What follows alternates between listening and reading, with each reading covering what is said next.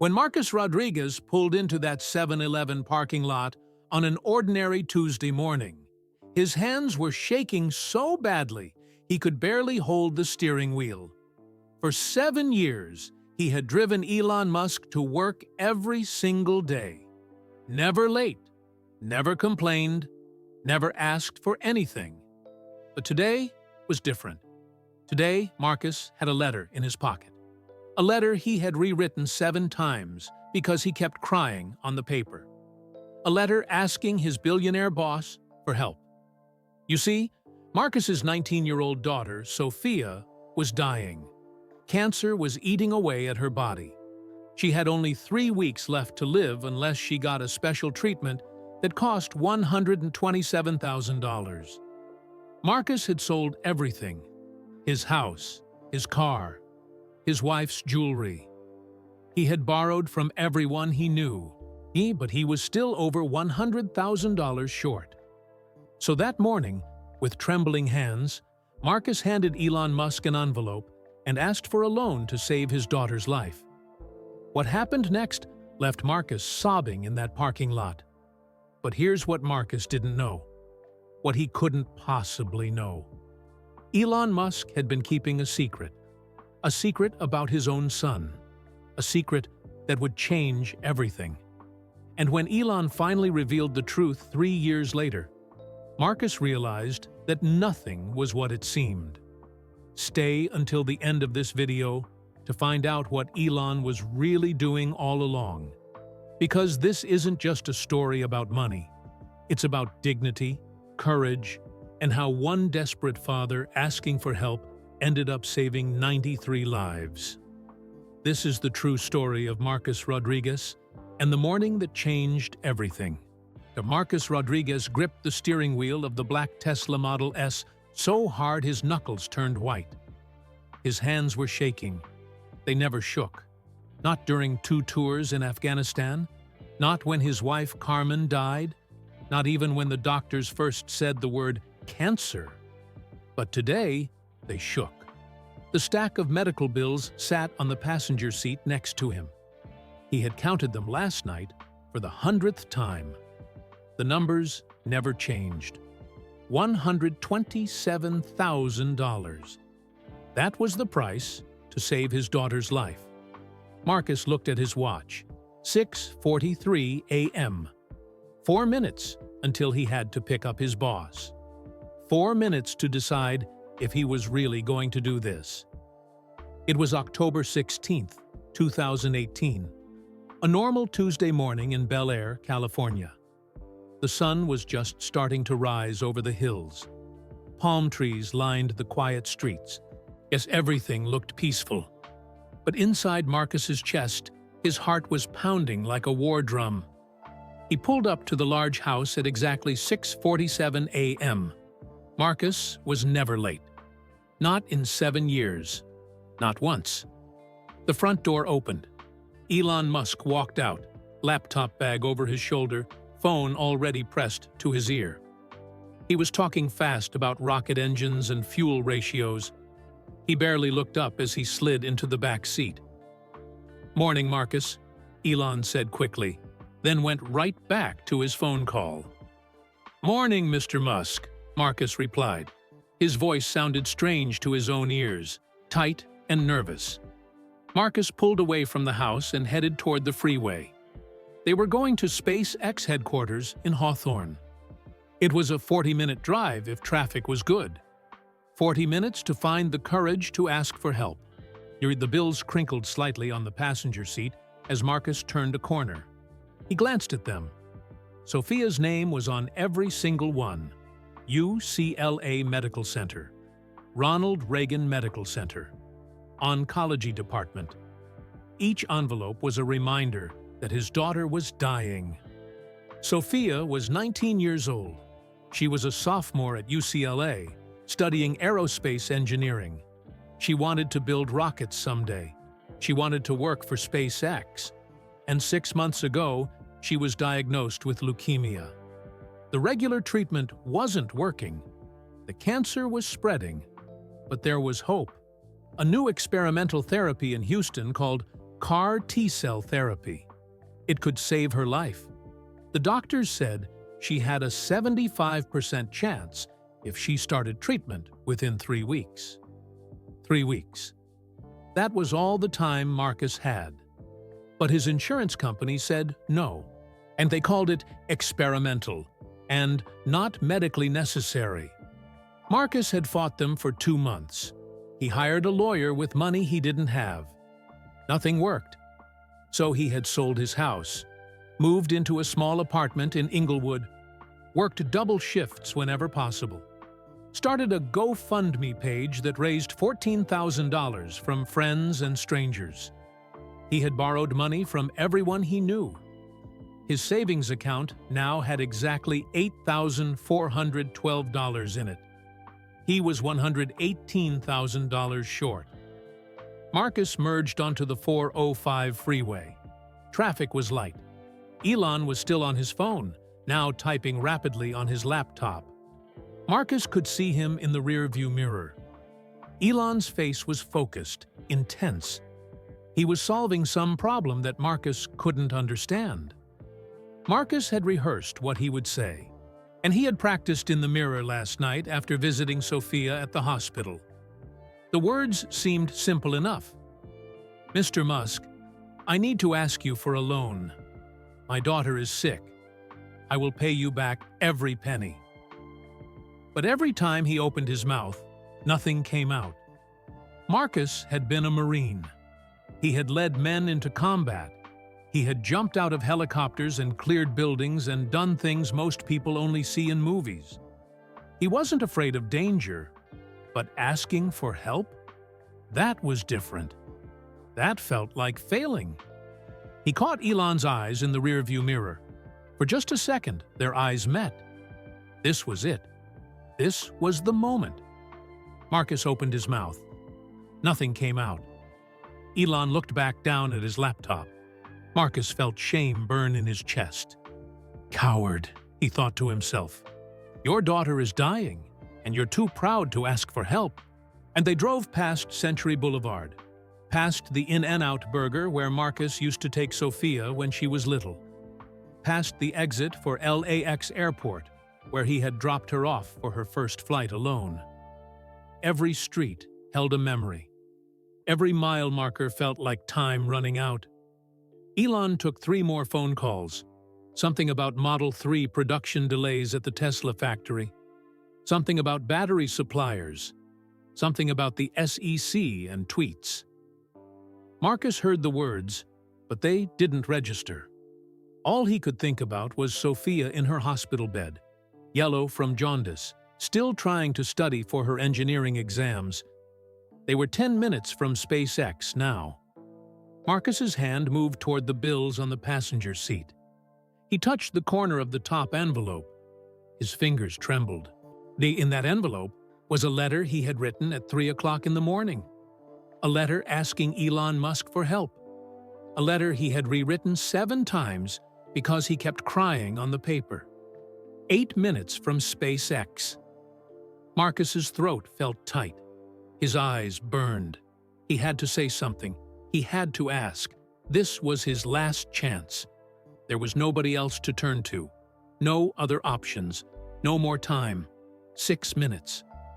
Marcus looked in the rearview mirror again. Elon had closed his laptop. He was staring out the window, looking tired. For just a moment, he looked human.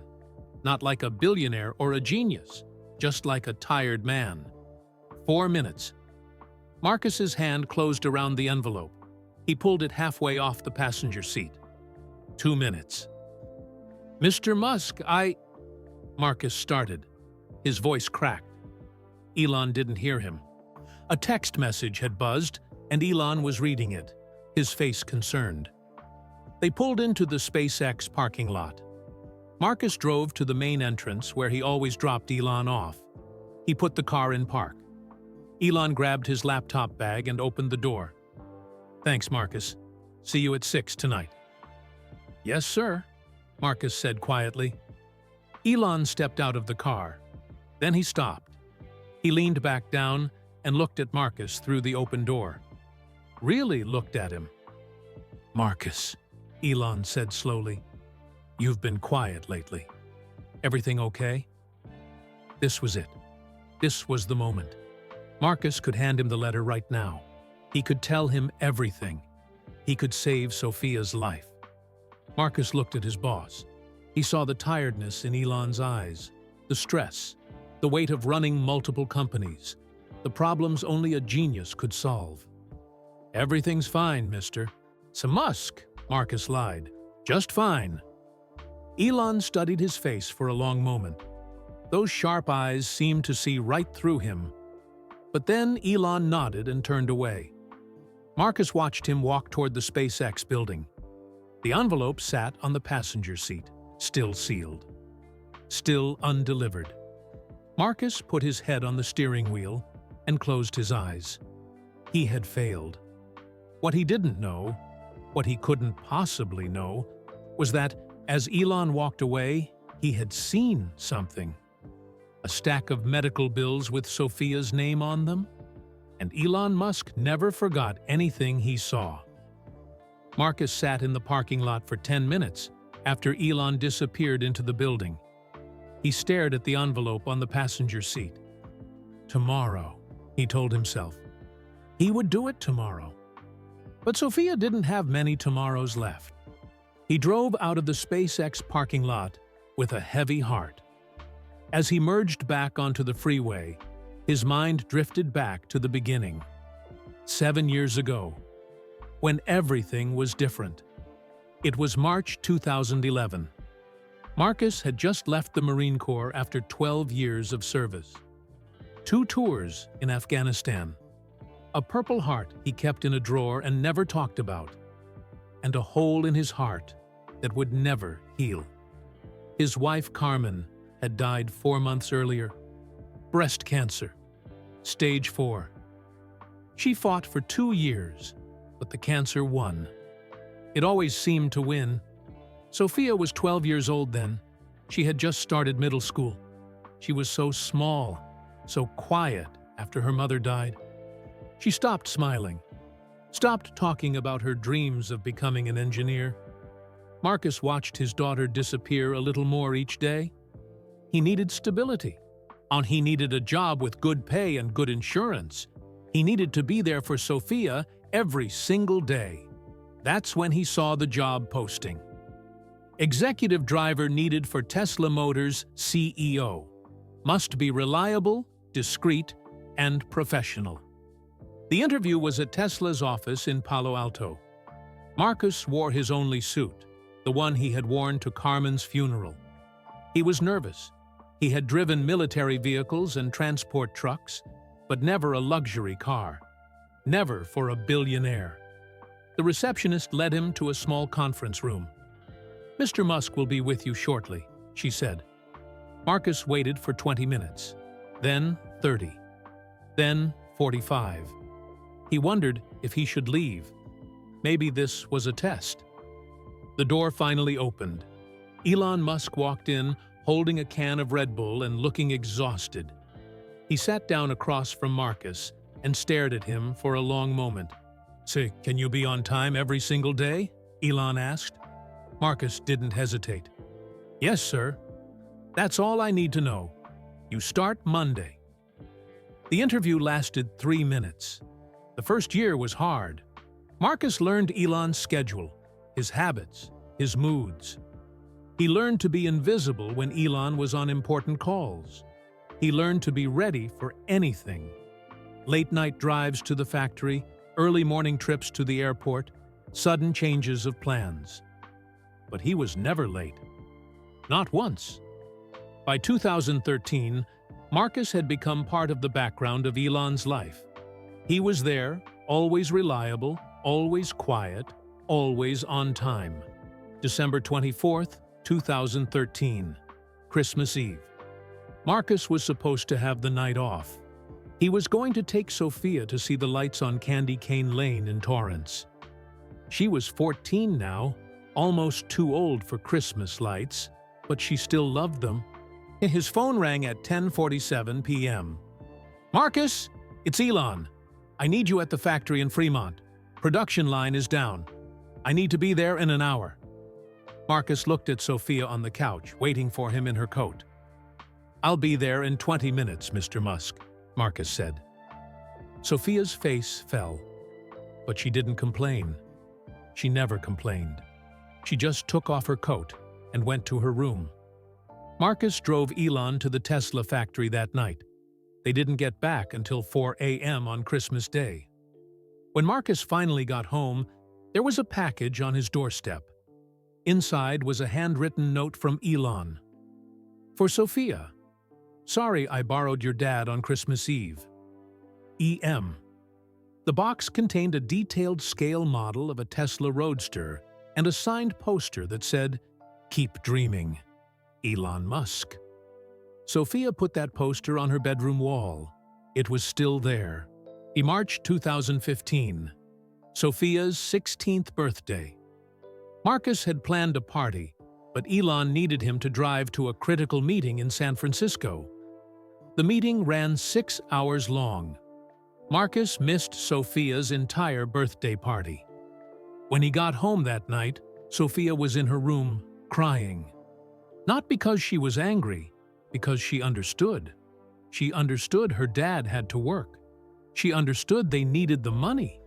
She understood everything, and that made it worse. The next morning, there was another package.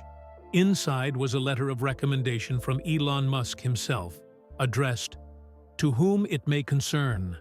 Sophia Rodriguez is destined for great things in engineering. Any university would be lucky to have her." Sophia was only 16. She hadn't even applied to colleges yet. But Elon had written the letter anyway. 2 years later, that letter helped her get into UCLA. September 2016. Elon woke up at 2 a.m. with severe abdominal pain. He called Marcus at 2:23 a.m. "I think I need to go to the hospital," Elon said. His voice was tight with pain. Marcus was there in 15 minutes. He drove Elon to Cedars-Sinai Medical Center. Appendicitis. Emergency surgery required. Marcus waited in the hospital for 6 hours. He didn't have to. Elon had other people, assistants, executives, family. But Marcus waited anyway. When Elon woke up from surgery, groggy and confused, the first person he saw was Marcus, sitting in the chair by the window. "You're still here?" Elon asked. "Yes, sir," Marcus said. Elon looked at him for a long moment. Then he closed his eyes and went back to sleep. They never talked about it again. But something shifted between them that day. A silent understanding. February 2017. The Falcon Heavy Rocket Test. It was the most important launch of Elon's career. 3 rocket boosters strapped together. Nobody had ever done it before. For 2 weeks, Marcus drove Elon back and forth between SpaceX and Cape Canaveral in Florida. 14-hour days. Elon barely slept, barely ate. He was running on coffee and pure determination. Marcus was there for all of it. Quiet in the front seat, listening to countless phone calls about thrust ratios and landing algorithms and 1,000 things Marcus didn't understand. The night before the launch, Elon was quiet, worried. "What if it explodes?" he said, more to himself than to Marcus. Marcus surprised himself by answering, "Then you'll build another one, sir." Elon looked up, meeting Marcus's eyes in the rearview mirror. He nodded slowly, and the Falcon Heavy launched perfectly. All 3 boosters landed successfully. Marcus watched it on his phone from the car. He felt proud, even though he had nothing to do with it. He had just been the driver. But sometimes, being there was enough. 7 years, thousands of drives, thousands of silent hours together. Marcus had been present for rocket launches and factory openings, for board meetings and personal crises, for triumphs and disasters. He had heard Elon argue with lawyers about SEC violations. He had heard him cry on the phone after bad news. He had heard him laugh with his children. He had seen the human being behind the headlines. And Elon had seen Marcus, too. Had noticed when he started working double shifts. Had noticed when he looked tired. Had noticed when something changed. Marcus pulled into his apartment complex parking lot. It was a small two-bedroom in Inglewood. Nothing like the house in Torrance where Sophia had grown up. But it was all he could afford now. He sat in his car and looked at the envelope again. The letter inside explained everything: his daughter's diagnosis, the treatment she needed, the cost, his request for a loan, not a gift, a loan, with a payment plan over 10 years at whatever interest rate Elon thought was fair. Marcus had never asked anyone for anything in his life. Not even when Carmen was sick. Not even when money was so tight he ate rice and beans for a month straight so Sophia could have real meals. But this was different. This wasn't about pride anymore. This was about Sophia's life. His phone buzzed, a text from the hospital. "Dad, when are you coming? I'm bored." Eat, Sophia always added a smiley face. "Even now, even dying." Marcus texted back, "On my way, mija. Love you." He looked at the envelope one more time. Then he made a decision. Tomorrow morning. He would give it to Elon tomorrow morning. No more excuses. No more fear. Tomorrow, he would ask for help. He had no idea that Elon Musk already knew about Sophia. Had known for 3 weeks. Had seen the bills that morning in the car. Had already started making plans. Some things were set in motion that couldn't be stopped. Marcus just didn't know it yet. October 15th, 2018. The day before Marcus decided to give Elon the letter. Marcus walked through the automatic doors of UCLA Medical Center at 7:15 p.m. He had been here every single day for 6 months. He knew every hallway, every elevator, every nurse by name. Room 714, 7th floor, East Wing.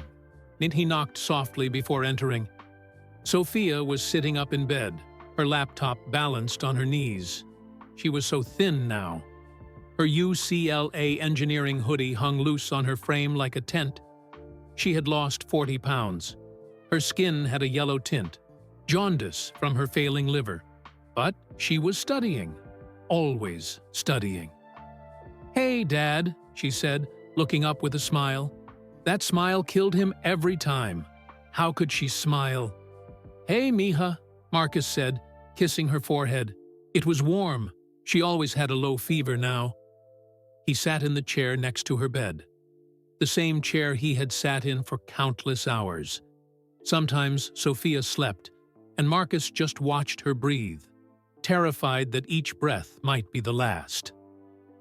"What are you working on?" he asked. "Thermodynamics homework," Sophia said. "Professor Chen said I can finish the semester online if I want.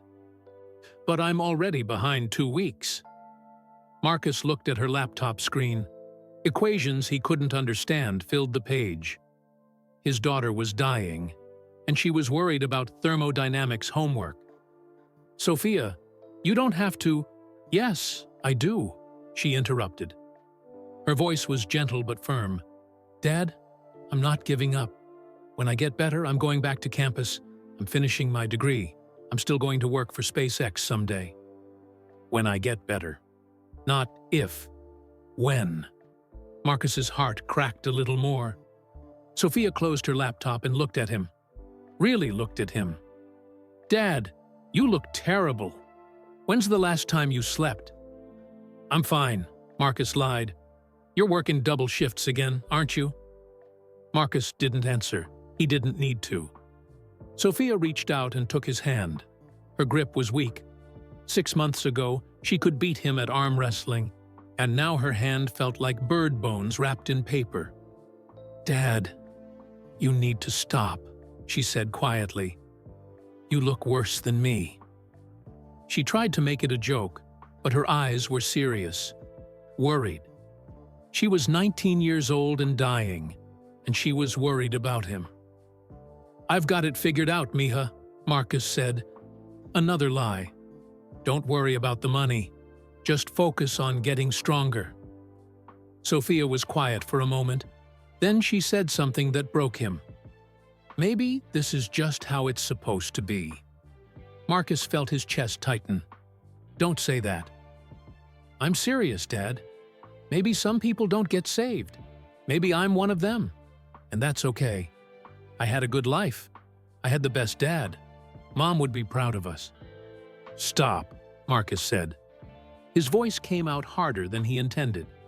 Stop talking like that. You're going to get better. You're going to finish your degree. You're going to build rockets. You're going to change the world. That's the plan. Sophia smiled sadly. Dad, we can't afford the treatment. My insurance denied it again last week. The appeal was rejected. There's no more options. There are always options, Marcus said. But he was running out of them. The door opened. A nurse came in. Maria, the night shift nurse Sophia liked best. Time for vitals, Maria said cheerfully.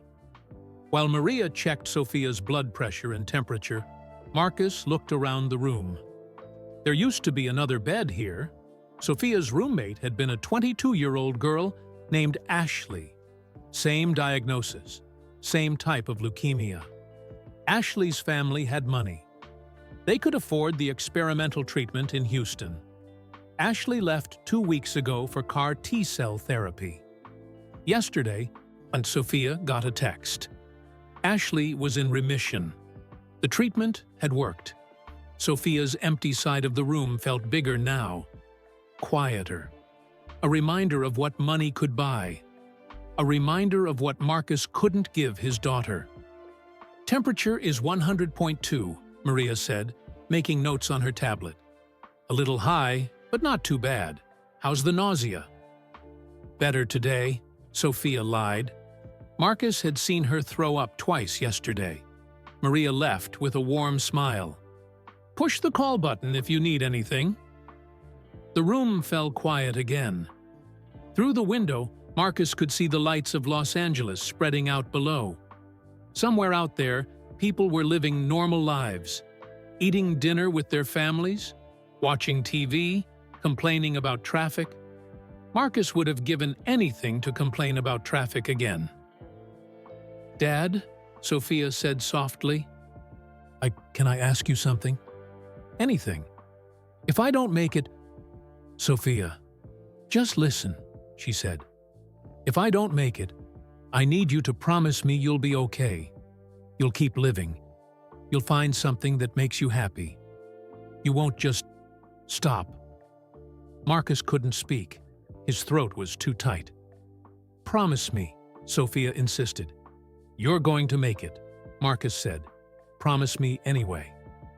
Marcus looked at his daughter. She had Carmen's eyes, dark brown, full of strength. Carmen had made him promise something similar before she died. Take care of our girl, she had whispered. Keep her dreaming big. He had kept that promise for 9 years. He wasn't going to break it now. I promise, Marcus said, but I won't need to keep it, because you're going to be fine. Sophia smiled. She didn't believe him, but she loved him for trying. Marcus left the hospital at 10:30 p.m. He sat in his car in the parking garage for 20 minutes, just breathing, just existing. His phone buzzed. A notification from his bank. Insufficient funds for automatic payment. His credit card payment had bounced. Marcus checked his account balance, $8,412.34. The treatment cost $127,000. He had applied for personal loans from 6 different banks. All denied. His credit score had dropped too low from medical bills. The GoFundMe page had raised $14,000 from 247 people. Friends from the Marines, people from his church, neighbors, strangers who read Sophia's story and wanted to help. But the donations had slowed to a trickle. Marcus had sold everything he could sell. His car, He now drove a company car, Carmen's jewelry, his motorcycle, his collection of military medals except the Purple Heart, and even his wedding ring. He had borrowed $30,000 from his brother in Texas, another $15,000 from Carmen's sister. He had maxed out 3 credit cards. He was still $118,000 short. And Sophia had 3 weeks, maybe less. Marcus drove home to his small apartment. It was 11:15 p.m. He should sleep. He had to pick up Elon at 6:47 a.m. But he couldn't sleep. He sat at his kitchen table. The table was old, scratched, bought from a thrift store. On it were stacks of papers, medical bills, loan rejection letters, insurance denial letters, a timeline from the hospital showing Sophia's treatment window, and one blank piece of paper. Marcus picked up a pen. His hand shook as he began to write. "Dear Mr. Musk." He stopped, crossed it out. Too formal. "Elon." No, too familiar. "Mr. Musk, I am writing to ask for your help." He wrote for 10 minutes. Then he read it back. It sounded desperate and pathetic. He crumpled the paper and threw it away. He tried again. "Mr. Musk, I have worked for you for 7 years. I have never asked for anything. But my daughter is dying." Better. More direct. He kept writing. The words came easier now. He explained Sophia's diagnosis, the treatment timeline, the cost. He laid out a payment plan, $1,000 per month for 10 years. Whatever interest rate Elon thought was fair. He wasn't asking for a gift. He was asking for a loan. He would pay back every single penny. Marcus finished the letter at 1:30 a.m. He read it 3 times. Then he folded it and put it in an envelope. His vision blurred. Tears fell on the envelope, smudging the ink of Elon's name. Marcus was a Marine. He had jumped out of helicopters. He had been shot at. He had carried wounded men through combat zones. He had stood at his wife's funeral without crying. But now, alone in his kitchen at 2 a.m., he wept. Deep, body-shaking sobs. 7 years of holding everything together. 7 years of being strong for Sophia. 7 years of never asking for help. It all came pouring out. When he finally stopped crying, it was 3:47 a.m. He had to pick up Elon in 3 hours. Marcus looked at the sealed envelope on the table. Tomorrow, he would give it to him. Whatever happened, happened. He had no other choice. He thought about Carmen. What would she say if she could see him now? Would she be proud that he was fighting for their daughter? Or disappointed that he had let things get this bad? "I'm trying," Marcus whispered to the empty apartment. "I'm trying so hard." Somewhere in a hospital room across the city, and Sophia was sleeping, dreaming about rockets and stars and a future that might never come. Marcus picked up the envelope and held it to his chest. Tomorrow. He would ask for help tomorrow. His shift started in 2 hours and 43 minutes. Marcus didn't sleep. He showered, shaved, and put on his black suit. The envelope sat on the kitchen counter, staring at him like an accusation. At 6:30 a.m., he picked it up. His hands were steadier now. He had made his decision. There was no turning back. He slipped the envelope into the inside pocket of his jacket, right over his heart. The drive to Bel Air took 22 minutes. Marcus arrived at Elon's house at 6:44 a.m., 3 minutes early, as always. He sat in the Tesla Model S and waited. The envelope pressed against his chest with every breath. It felt heavier than it should.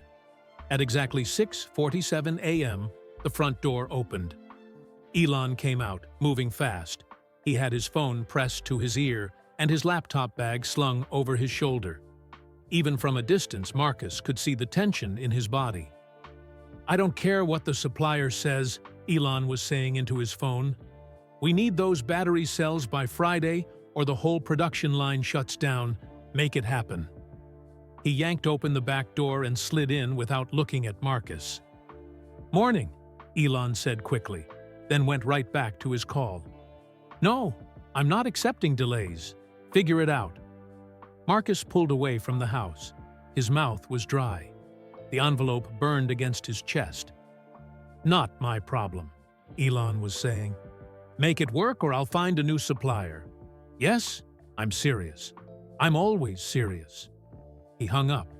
Immediately, the phone rang again. Musk, Elon answered, and he listened for 10 seconds. The SEC can wait. I have 5 more important fires to put out this morning. Marcus merged onto the 405 freeway. Traffic was building already.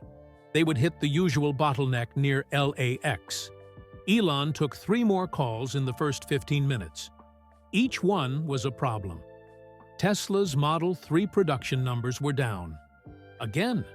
Wall Street analysts were writing negative articles. Again. Someone had leaked internal emails to the press. Again. Marcus watched him in the rearview mirror. Elon looked exhausted. His eyes were red. His hair was messier than usual. He probably hadn't slept much either. For a moment, Marcus felt guilty. Elon had enough problems. Did he really need another one? But then Marcus thought of Sophia in her hospital bed, yellow and thin and dying. And the guilt transformed into something else, into desperation, into determination. They were 20 minutes from SpaceX now. Marcus's hand moved toward the envelope in his jacket. He could feel the outline of it through the fabric. Just pull it out. Just hand it back. Just say the words. Mr. Musk, I need to ask you something. The words played in his head like a script. 15 minutes from SpaceX. Elon was typing furiously on his laptop now, phone wedged between his shoulder and ear. Tell engineering the thrust-to-weight ratio is still too low. We need another 2%, or the mission parameters don't work. Marcus cleared his throat. Mr. Musk. But Elon didn't hear him. What do you mean you need another month? We don't have another month. 10 minutes. Marcus's fingers touched the envelope. He could pull it out right now. Just hand it back, without saying anything. He let Elon read it while Marcus drove. But that felt cowardly. He needed to look Elon in the eye. He needed to ask like a man. 8 minutes. The traffic slowed.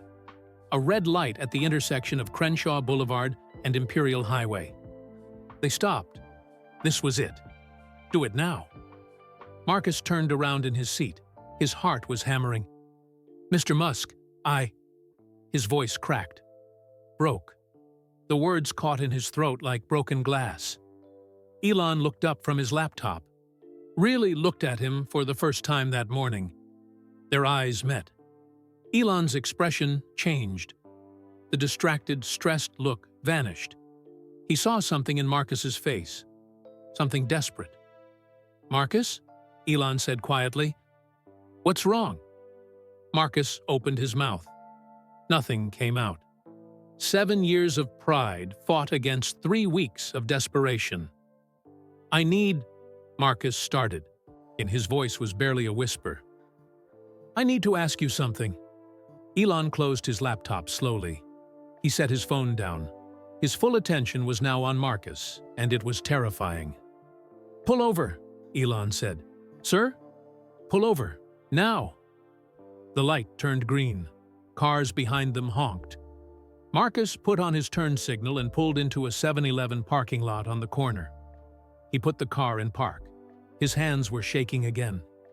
Elon leaned forward. Marcus, what's going on? This was the moment. Marcus reached into his jacket and pulled out the envelope. His fingers left sweat marks on the white paper. I need to give you this, Marcus said. He handed the envelope back to Elon. Elon took it, looking confused. He turned it over. His name was written on the front in Marcus's careful handwriting. Elon opened the envelope, pulled out the letter, unfolded it. Marcus watched in the rearview mirror as Elon's eyes moved across the page. Reading. Processing. The seconds stretched into hours. Elon's face was unreadable.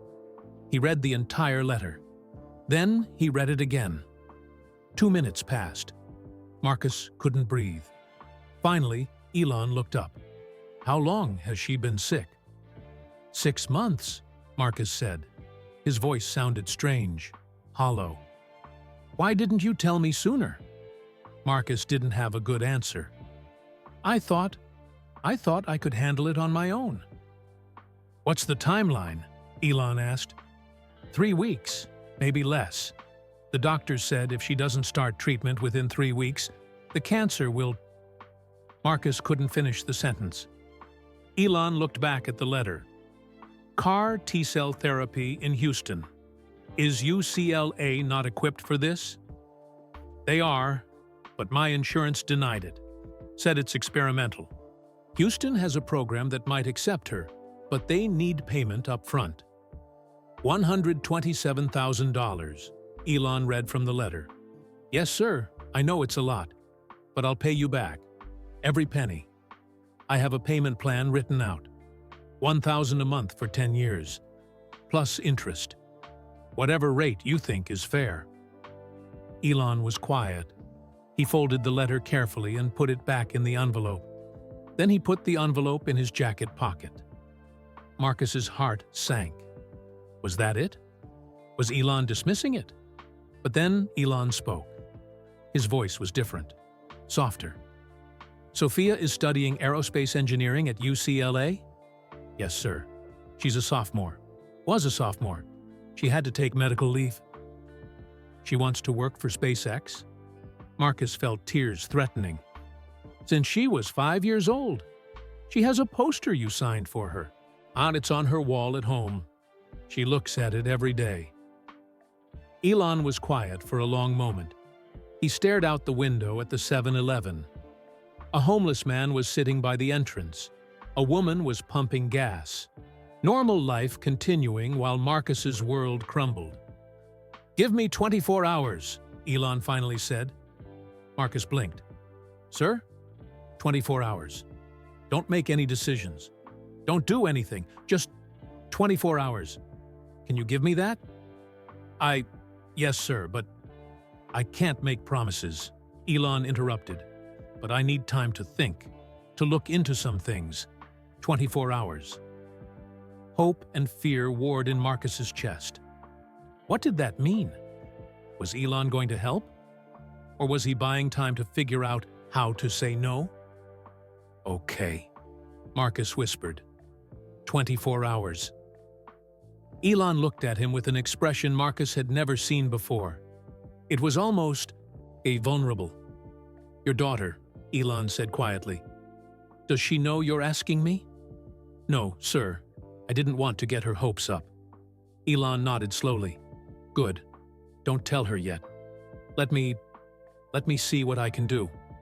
He opened the car door, stepped out, then leaned back down. Marcus? Yes, sir? You should have told me 6 months ago. Then Elon closed the door and walked toward the SpaceX building 3 blocks away. He didn't wait for Marcus to drive him. He just walked. Marcus sat in the parking lot of the 7-Eleven, watching Elon disappear down the street. What just happened? Was that good? Bad? Was Elon angry? Sympathetic? Was 24 hours enough time? Marcus pulled out his phone. He wanted to call Sophia, to tell her that maybe, just maybe, there was hope. But Elon had said not to tell her. Don't get her hopes up. So Marcus put his phone away. He started the car.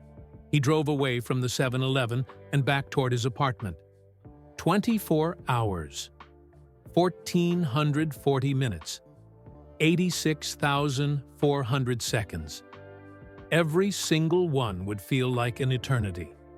What Marcus didn't know, what he couldn't possibly know, was that Elon Musk had already seen those medical bills 3 weeks ago.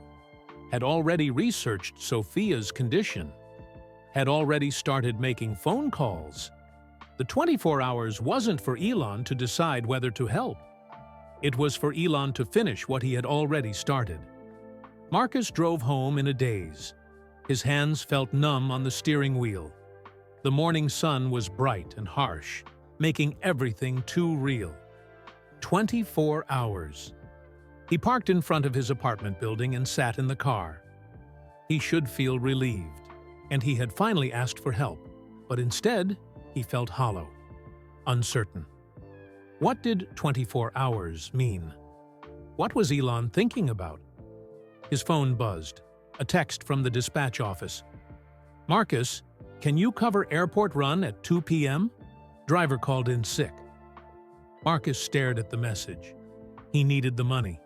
Every extra shift helped. But right now, he couldn't imagine driving anyone anywhere. He felt like he might fall apart. He texted back, "Yes, I'll be there." Work was the only thing that made sense anymore. Work was routine. Work was normal.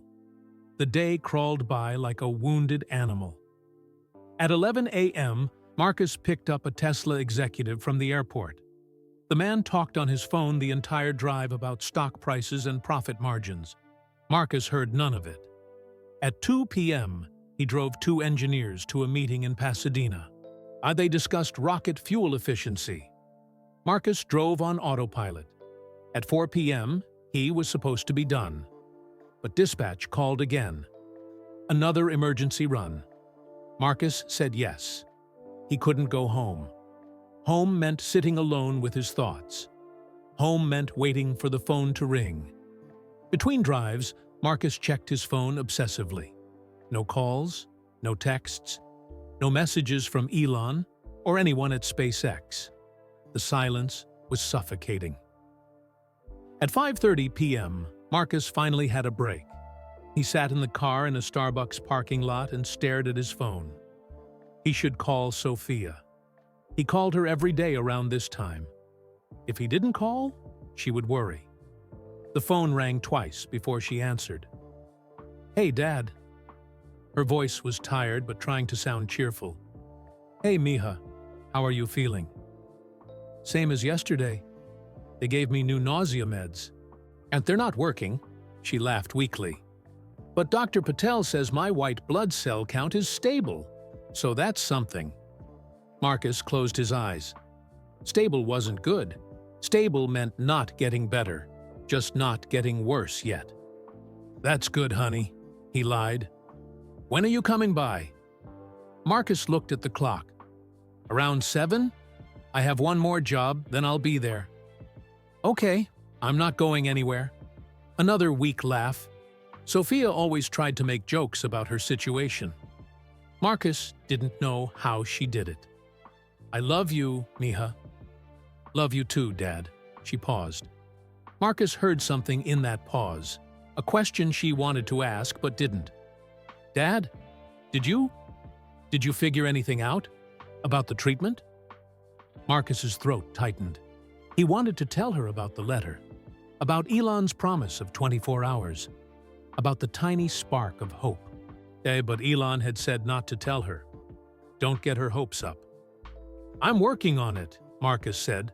"Don't worry about it. Just focus on getting rest." "Okay," Sophia said quietly. She didn't believe him. She knew they were running out of time. They said goodbye. Marcus sat in the parking lot for 5 more minutes, just breathing. His phone buzzed again. For a moment, his heart jumped. Maybe it was Elon, but it was just dispatch. Another job.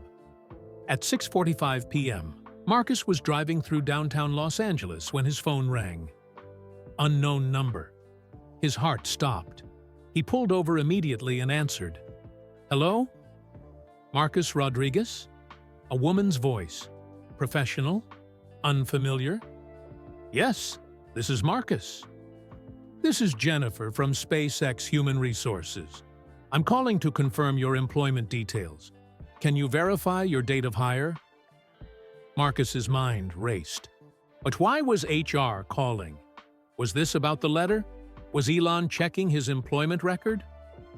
March 15, 2011, Marcus said. And you're currently employed as executive driver? Yes. Thank you.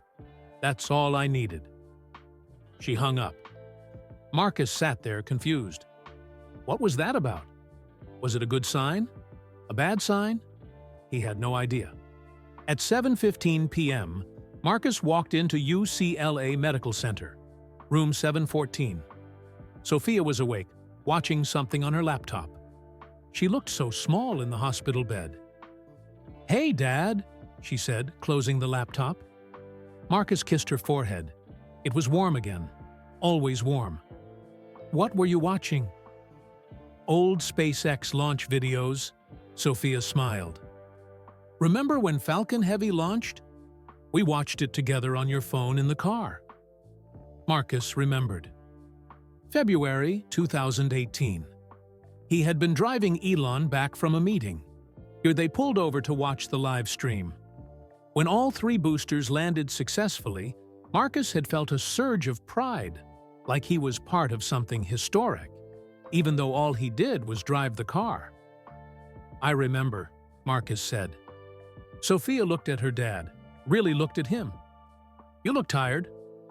"I'm fine." "You always say that." She reached for his hand.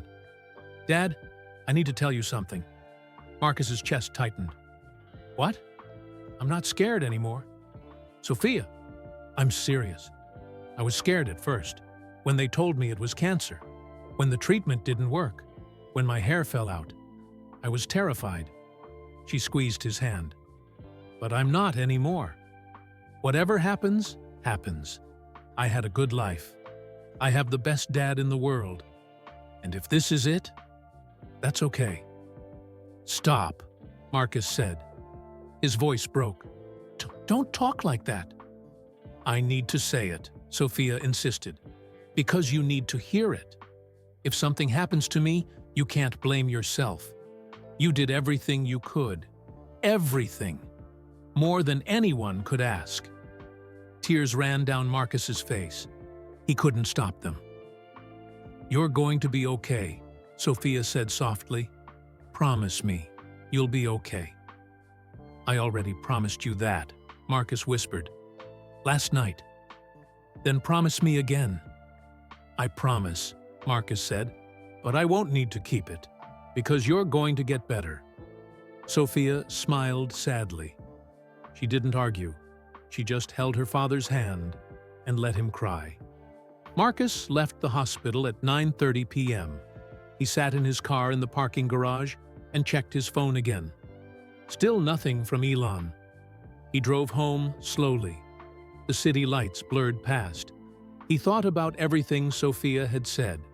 So about not being scared, about being okay with dying. But Marcus wasn't okay with it. He would never be okay with it. At home, he heated up leftover rice and ate without tasting it. He showered. He tried to watch TV but couldn't focus. At 10 p.m., he checked his phone. Nothing. At 10:30 p.m., nothing. At 11 p.m., still nothing. Marcus lay in bed, staring at the ceiling. He had been awake for almost 20 hours. His body was exhausted, but his mind wouldn't stop. What was Elon doing? What was he thinking about? Had he made a decision? At 11:47 p.m., Marcus gave up hope. Elon wasn't going to call tonight. Maybe he wouldn't call at all. Maybe the 24 hours was just a kind way of saying no. Marcus closed his eyes. He should sleep. Tomorrow he had to pick up Elon at 6:47 a.m. He needed to be professional and needed to pretend everything was normal. He was drifting off when his phone buzzed. 11:53 p.m. unknown number. Marcus's eyes snapped open. He grabbed the phone, hands shaking. "Hello? Marcus?" The voice was immediately recognizable. "It's Elon.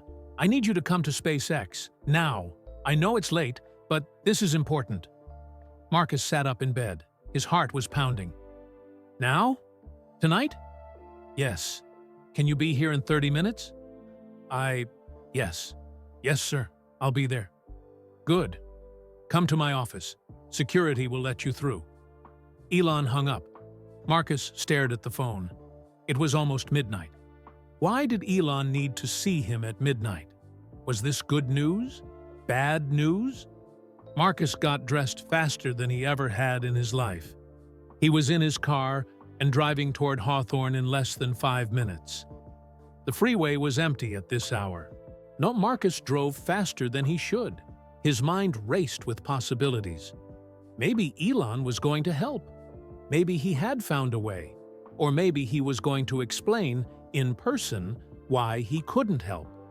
Maybe he wanted to soften the blow. Marcus didn't know which would be worse, false hope or final rejection. The SpaceX building appeared in the distance. Most of the lights were off, but on the top floor, one office was still lit. Elon's office. Marcus pulled into the parking lot, the same parking lot where just this morning he had handed Elon the letter. That felt like years ago now. He walked through the empty building. His footsteps echoed in the dark hallways. Security waved him through without questions. The elevator rose to the top floor. Marcus's reflection stared back at him in the metal doors. He looked terrified. The elevator dinged. The doors opened. Marcus stepped out into the dark hallway. Only one door at the end had light spilling underneath it.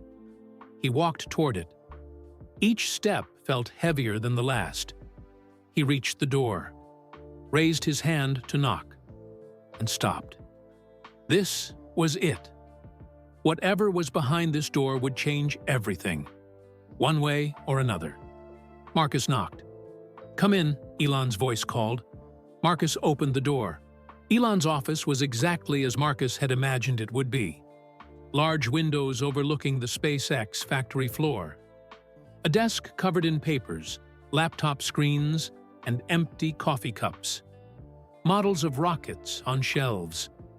Whiteboards filled with equations Marcus couldn't understand. Elon sat at his desk, still wearing the same clothes from this morning. He looked exhausted. His eyes were red-rimmed, but there was something different in his expression. This is something Marcus couldn't read. "Sit down, Marcus," Elon said, gesturing to the chair across from his desk. Marcus sat. His legs felt weak. His heart hammered in his chest. Elon was quiet for a moment. He seemed to be gathering his thoughts. Finally, he spoke. "I need to tell you something I don't talk about much." Marcus nodded, not trusting his voice. Elon leaned back in his chair. "In 2002, I had a son. My first son. His name was Nevada Alexander Musk. He was 10 weeks old when he died." Marcus's breath caught. He had never heard this before. SIDS, Elon continued. Sudden infant death syndrome. One day, he was fine. The next day, he stopped breathing. We rushed him to the hospital. They tried everything. But he died in my arms. Elon's voice was flat, matter of fact, but his eyes betrayed the pain underneath. "I'm so sorry," Marcus whispered. Elon shook his head. "I tell you this because I thought I could fix it. I'm an engineer. I solve problems. That's what I do. I build rockets. I build cars. I fix impossible things." He paused. "But I couldn't fix my son. I couldn't save him." The office was silent except for the hum of computers. "I've spent every day since then building companies I hope will make the world better, safer, give people more time. Tesla, electric cars to fight climate change. SpaceX, to make humanity multiplanetary in case something happens to Earth. Neuralink, Boring Company, all of it. All trying to save people I couldn't save before." Elon looked directly at Marcus. "But you have something I didn't have. Time. Sophia still has time." Marcus felt tears burning in his eyes. Elon reached into his desk drawer and pulled out an envelope. He slid it across the desk. "This isn't a loan," Elon said quietly. Marcus stared at the envelope. His hands trembled as he reached for it. "Mr. Musk, I don't understand. Open it!" Marcus opened the envelope with shaking fingers. Inside was a letter on SpaceX letterhead. He began to read. "Dear Sofia Rodriguez, SpaceX is pleased to offer you a position in our engineering development program upon completion of your undergraduate degree in aerospace engineering. This offer includes full mentorship, competitive salary, and the opportunity to work on missions that will define humanity's future in space. Additionally, we are awarding you the Nevada Alexander Musk Memorial Scholarship, which will cover your remaining tuition and educational expenses at UCLA. And we believe in investing in the brilliant minds who will build our future. We look forward to having you join our team. Congratulations, Elon Musk, CEO SpaceX." Marcus's vision blurred. He couldn't see the rest of the words. Tears fell onto the paper. "That's for later," Elon said gently, "for when she finishes treatment and goes back to school." He slid another document across the desk. "This is for now." Marcus wiped his eyes and looked at the second paper. It was a statement from something called the Nevada Alexander Musk Medical Relief Fund. Approved, Sofia Rodriguez. Diagnosis, acute lymphoblastic leukemia. Treatment, CAR T-cell therapy at MD Anderson Cancer Center, Houston, Texas. Total cost, $127,000. Coverage, 100%. Patient responsibility, $0. Marcus stared at the paper. He read it again and again. The words didn't make sense. I don't... Marcus's voice broke. "I can't." "It's a fund I established after Nevada died," Elon explained. "It helps families of SpaceX and Tesla employees with catastrophic medical needs, situations where insurance fails, where good people face impossible choices." He leaned forward, his voice intense. "You would have qualified 6 months ago, Marcus, when Sofia was first diagnosed. I'm sorry. We're not good at communication. HR should have told you about it. That's on me. That's my fault." Marcus couldn't speak, couldn't breathe. "The fund has helped 32 families so far," Elon continued. "Now it's 33. Sofia's treatment is fully covered. She starts at MD Anderson in Houston next Monday. Everything is arranged. Travel, housing for you during her treatment. Everything." I don't... Marcus tried to form words. "This is too much. I can't accept..." "Yes, you can," Elon said firmly. "And you will, for Sofia." Marcus broke. 7 years of driving in silence. 7 years of professionalism. 7 years of keeping his emotions locked away. It all shattered. He sobbed. Not quiet tears. Deep, wrenching sobs that came from somewhere in his chest. His whole body shook. He tried to stop, tried to control himself, but he couldn't. Elon stood up. For a moment, he looked awkward, uncomfortable with emotion, unsure what to do. Then he walked around the desk and put a hand on Marcus's shoulder. The simple gesture broke Marcus even more. "Nevada's treatment cost $47,000 in 2002, Elon said quietly. "I could afford it. I paid it without thinking. But it didn't matter. The money meant nothing. And he died anyway." His hand tightened on Marcus's shoulder. "Sometimes money can't fix things. But when it can..." Elon's voice was rough with emotion. "When it can, it should. Your daughter is going to live, Marcus, and she's going to build rockets. She's going to be brilliant." Marcus couldn't stop crying. He thought of Sofia in her hospital bed, of the 3-week deadline, of the impossible choice he thought he faced. And now... "Thank you," Marcus choked out. "Thank you. Thank you." The words felt too small, too inadequate. How do you thank someone for your daughter's life? Elon stepped back. He pulled a tissue box from his desk and handed it to Marcus. Then he sat back down, giving Marcus space to collect himself.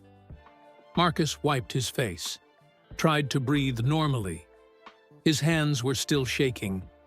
"I need you to do something for me," Elon said. "Anything," Marcus said immediately. "Anything. Go home. Call Sophia. Tell her she's going to Houston. Tell her she's going to live. Tell her she has a job waiting for her at SpaceX." Elon paused. "And then get some sleep. You look terrible." Marcus laughed. It came out as a sob. "Yes, sir." He stood up, still holding the papers. The letters that changed everything. The letters that meant Sophia would live. "Mr. Musk," Marcus started. "Elon," he interrupted. "After tonight, you can call me Elon." Marcus nodded.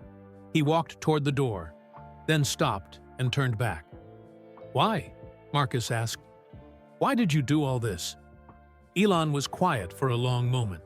He looked at the rocket models on his shelves, at the equations on his whiteboards, and at the windows overlooking the factory where they built machines to touch the stars. "Because I couldn't save my son," Elon said softly. "But I can save your daughter. And that matters. That means something." He looked at Marcus. "And because you asked, you finally asked for help. That took courage." Marcus felt fresh tears threatening. "I should have asked sooner." "Yes," Elon agreed. "You should have. Pride is expensive, Marcus. Sometimes it costs everything." "I know that now." Elon nodded. "Good. Now go tell Sophia the good news. She's been waiting long enough." Marcus walked out of the office in a daze, down the elevator, through the empty building, into the parking lot where his car waited. He sat in the driver's seat and looked at the papers in his hands. The scholarship letter, the medical coverage approval, a proof that miracles still happened. He pulled out his phone. It was 12:47 a.m. Sophia would be asleep, but this couldn't wait. He called. The phone rang 4 times. Then Sophia's sleepy voice answered, "Dad, what's wrong? Are you okay?" "Misha," Marcus said. His voice was thick with tears. "Pack your bags. You're going to Houston." There was silence on the other end. Then, "What?" "You're going to Houston. For treatment. It's covered. Everything is covered. You start Monday." More silence. Marcus heard Sophia's breathing speed up. "Dad, is this real? Please don't joke about this." "It's real, baby. It's real. You're going to live. And then you're going to work for SpaceX. Elon Musk himself just told me. You have a job waiting for you. A scholarship. Everything." Sophia made a sound. Half sob, half laugh. "I don't understand." "How?" "I'll explain everything tomorrow. But right now, I need you to believe me. You're going to be okay. You're going to live. You're going to build rockets. Just like you always dreamed." Sophia was crying now. Marcus could hear it through the phone. "I'm going to live." Her voice was small, childlike, like she was 5 years old again, asking if dreams could come true. "You're going to live," Marcus confirmed. "I promise." They both cried then, father and daughter, separated by miles but connected by hope, by salvation, by the kindness of a man who couldn't save his own son, but could save someone else's daughter. "I love you, Dad," Sophia whispered. "I love you too, Mija. More than anything in this world." When Marcus finally hung up, he sat in the parking lot and looked up at Elon's office window. The light was still on. Now Elon was still working. Always working. Building the future. Saving lives in ways big and small. Marcus would never be able to repay this debt. Not in money, not in service, not in a lifetime. But he would spend the rest of his life trying. Marcus didn't go home that night. He drove straight to UCLA Medical Center. It was 1:15 a.m. when he walked through the automatic doors. The night nurse at the reception desk looked up, surprised. "Mr. Rodriguez? Visiting hours ended at—" "I know," Marcus said, "but I need to see my daughter, please." Something in his face must have convinced her. She nodded. "Room 714, but keep it quiet. Other patients are sleeping." Marcus took the elevator to the 7th floor. His hands still trembled. The papers from Elon's office were folded carefully in his jacket pocket, pressed against his heart. But he knocked softly on Sophia's door, then opened it. Sophia was sitting up in bed, wide awake. The lamp beside her bed was on. She had been waiting for him. "Dad," she said. Her eyes were red from crying. "Is this really happening?" Marcus crossed the room and sat on the edge of her bed. He pulled out the papers and spread them on her lap. The scholarship letter, the medical fund approval, the job offer. Sophia's hands shook as she picked up the first letter. She read it slowly, her lips moving with the words. Then she read it again. "SpaceX Engineering Development Program," she whispered. "The Nevada Alexander Musk Memorial Scholarship." "Who was Nevada?" Sophia asked, looking up at her father. Marcus told her about Elon's son who died, about the fund created in his memory, and about how 33 families had now been saved because one child couldn't be. Sophia listened with tears streaming down her face. When Marcus finished, she was quiet for a long time. "I didn't know," she said finally. "I didn't know Mr. Musk lost a son." "Most people don't. He doesn't talk about it." Sophia looked at the papers again. "Dad, I can't believe this is real. Yesterday I was dying. Today I'm going to work for SpaceX?" "You have to finish treatment first," Marcus reminded her gently, "and get your degree. But yes, this is real." Sophia set the papers aside and threw her arms around her father. They held each other and cried. But this time, the tears were different. Not tears of desperation or fear. Tears of relief, of gratitude, of joy. "I'm going to live," Sophia said into her father's shoulder. I'd like she was testing the words, seeing if they felt true. "You're going to live," Marcus confirmed, "and then you're going to change the world." A nurse peeked in, Maria, the night nurse Sophia liked. She saw them embracing and smiled. "Everything okay in here?" "Everything's perfect," Sophia said, laughing through her tears. "Everything is perfect." Maria's smile widened. "Good. That's what I like to hear. But try to get some rest, okay? Both of you." After Maria left, Marcus stayed for another hour. He and Sophia talked about Houston, about the treatment, about what would happen after. "When I finish my degree," Sophia said, her eyes bright despite her exhaustion, "I'm going to work on propulsion systems. I'm going to help build the rockets that take people to Mars." "I believe you," Marcus said. "And Dad?" Sophia took his hand. "When I get my first paycheck from SpaceX, I'm buying you a house, a real house, not an apartment." Marcus laughed. "Mija, you don't have to." "Yes, I do. You sold our house for me. I'm buying you a new one." She squeezed his hand. "It's non-negotiable." "Okay," Marcus said, his voice thick with emotion. "Okay." At 3:30 a.m., Marcus finally went home. He should sleep. He had to pick up Elon at 6:47 a.m., just 3 hours away. But he was too wired, too full of emotion. He sat at his kitchen table, the same table where, just 24 hours ago, he had written that desperate letter. The crumpled earlier drafts were still in the trash can.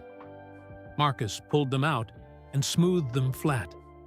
He read his own desperate words. "My daughter is dying. I have never asked for anything. Please help. 24 hours ago, he had been broken. It's hopeless. At the end of his rope.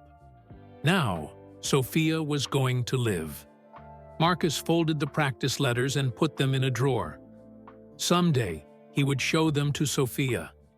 Someday, when she was healthy and working at SpaceX and building rockets, he would tell her about the hardest night of his life, about the letter that saved her.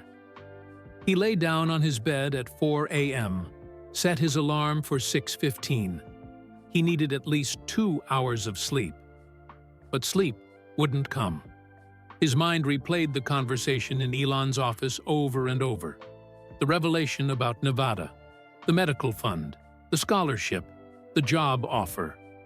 Sometimes money can't fix things, but when it can, it should. Those words echoed in Marcus's head. At 6:15, his alarm went off. Marcus got up, showered, and put on his suit. He looked at himself in the mirror. The man staring back looked different somehow, lighter, like a weight had been lifted. At 6:45 a.m., Marcus pulled up to Elon's house in Bel Air. He was 2 minutes early, as always. The front door opened at exactly 6:47 a.m. Elon came out, looking just as tired as he had at midnight. He probably hadn't slept at all. But when he saw Marcus, something crossed his face. A small smile. He got into the back seat. "Morning, Marcus." "Good morning, Mr. Musk." Marcus paused. "Thank you. I don't know how to... I can't find the words to thank you enough." Elon waved his hand dismissively. "You already thanked me last night. Now let's move forward. Did you tell Sophia?" "Yes, sir. I went to the hospital after I left your office." "Good. How did she take it?" Marcus smiled. "She cried. Then she laughed. Then she cried again. She couldn't believe it was real." "It's real," Elon said firmly. "Ma, I've already talked to Dr. Hassan at MD Anderson. He's expecting Sophia on Monday. He's the best in the country for CAR T-cell therapy. She'll be in good hands." Marcus felt his throat tighten again. "I don't know how I'll ever repay you." Elon was quiet for a moment. Then he said something unexpected. "You already did." Marcus glanced in the rearview mirror, confused. "Sir? You've driven me for 7 years. Every single day, you've been on time. Reliable, discreet, professional. You've never complained, never asked for special treatment. You did your job with dignity." Elon paused. "That matters, Marcus. Loyalty matters. Character matters. You've earned this." "I was just doing my job," Marcus said quietly. "Exactly," Elon said. "You did your job, even when your wife died, even when your daughter got sick. Even when your world was falling apart, you showed up. That's rare. That's valuable." Marcus didn't know what to say. They drove in silence for a few minutes. Then Elon spoke again. "My assistant will send you the travel details for Houston. You'll fly with Sophia on Sunday. Stay with her during treatment. Take all the time you need. Your job will be here when you get back. But the other executives, who will drive, we'll figure it out," Elon said. "Your daughter is more important than my schedule." Marcus felt tears threatening again. He blinked them back. "Thank you, sir." "Stop thanking me," Elon said, but his voice was kind. "Just go to Houston. Help Sophia get better. That's all I need from you." They pulled into the SpaceX parking lot. The same parking lot where, yesterday morning, Marcus had been too afraid to hand over the letter, and where yesterday felt like a lifetime ago. Elon gathered his laptop bag. Before he got out, he turned to Marcus. "One more thing." "Yes, sir?" "When Sophia finishes treatment and goes back to UCLA, tell her to stop by SpaceX. I want to meet her. Show her around. Let her see where she'll be working someday." Marcus's voice caught. She would love that. She's admired you since she was 5 years old." "I know," Elon said. A rare, genuine smile crossed his face. "Your daughter has good taste in heroes." He got out of the car and walked toward the building. Marcus sat there for a moment, watching him go. Elon Musk, billionaire, genius, visionary, a man who had lost his own child but chose to save others. A man who proved that sometimes miracles were real. Marcus pulled out his phone and texted Sophia. "Mr. Musk wants to meet you when you're better. He wants to show you around SpaceX." Her response came immediately. "Dad, are you serious?" "Dead serious. I'm going to die." "No," Marcus typed back, smiling. "You're not. Not anymore. You're going to live, and you're going to build rockets." 3 dots appeared, disappeared, appeared again. Finally, "I love you, Dad. So much. I love you too, Mija. More than all the stars." Marcus put his phone away and drove out of the parking lot. He had the rest of the day off. For the first time in months, he could breathe. Sophia was going to live. She was going to finish her degree. She was going to work for SpaceX. She was going to fulfill every dream she'd ever had. And it was all because Marcus had finally found the courage to ask for help. Because sometimes pride had to be set aside. And because sometimes miracles required asking for them. As Marcus drove through the morning Los Angeles traffic, the sun rising over the city, he thought about Carmen. He wished she could see this moment. Their daughter, saved. Their daughter, thriving. Their daughter, about to achieve everything they dreamed for her. "We did it," Marcus whispered to the memory of his wife. "Our girl is going to make it." And somewhere in heaven, he hoped Carmen was smiling. April 2019. Houston, Texas. Marcus sat in the waiting room of MD Anderson Cancer Center, the same chair he had sat in dozens of times over the past 5 months. But today was different. Today was Sophia's final checkup. Today, they would find out if the treatment had worked. His phone buzzed. A text from Elon. "How's she doing?" Over the past 6 months, Elon had checked in regularly. Brief texts, simple questions, never intrusive, but always present. Marcus typed back, "Getting final scan results today. She's nervous. She'll be fine. She's strong. Like her dad." Marcus smiled at the screen. The door opened. Sophia walked out with Dr. Hassan, her oncologist. Sophia's face was unreadable for a moment. Then she broke into the biggest smile Marcus had ever seen. "Dad," she said, her voice shaking. "Complete remission. The cancer is gone." Marcus stood up so fast he almost knocked over his chair. He crossed the room in 3 steps and pulled Sophia into his arms. Dr. Hassan smiled. The CAR T-cell therapy was extremely successful. Sophia's latest scans show no sign of cancer. Her blood work is excellent. Her immune system is recovering beautifully. "So she's cured?" Marcus asked, almost afraid to believe it. "Your cancer is tricky," Dr. Hassan said carefully. "We never say cured, but Sophia is in complete remission. With continued monitoring, her prognosis is excellent. She can return to normal life." Normal life. The word sounded like a foreign language. Sophia had gained back 30 pounds. Her hair was growing back, short and curly, different from before. She wore it proudly, like a badge of survival. The yellow tint was gone from her skin. Her eyes were bright and clear. She looked alive. "When can I go back to school?" Sophia asked. Dr. Hassan laughed. "Always thinking ahead. You can return to UCLA for the fall semester, but take the summer to rest, recover, enjoy being healthy." Sophia nodded, but Marcus could see her mind already racing. already planning, already dreaming about rockets and engineering and SpaceX, and they left the hospital together. Outside, the Houston sun was bright and warm. Spring flowers bloomed in the garden near the entrance. "I can't believe it," Sophia said, tilting her face up to the sun. "I'm really okay." "You're really okay," Marcus confirmed. Sophia turned to her father. "Can we go home now, to Los Angeles?" "We fly out tomorrow morning."